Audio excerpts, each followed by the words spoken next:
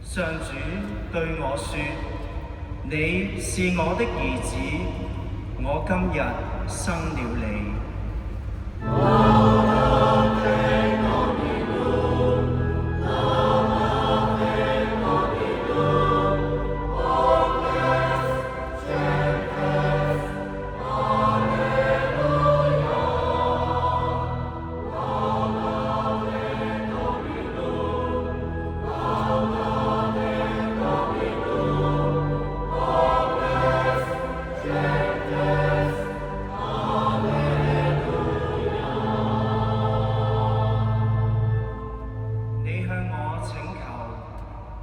將萬民賜你作產業，我必將八極賜你作領地。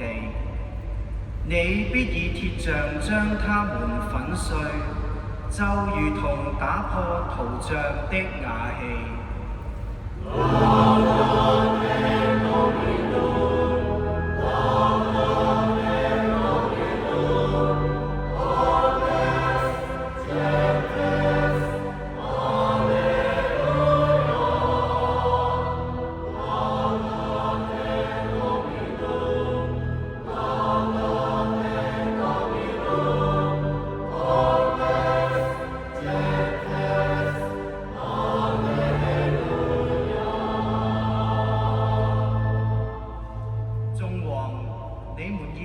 應當自覺，大地掌權者，你們應受教，應以敬畏之情侍奉上主，戰戰兢兢向他跪拜叩首。